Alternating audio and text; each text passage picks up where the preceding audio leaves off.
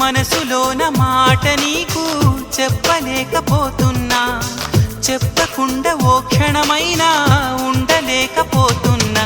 ఎలా చెప్పనమ్మా నాలోని ప్రేమని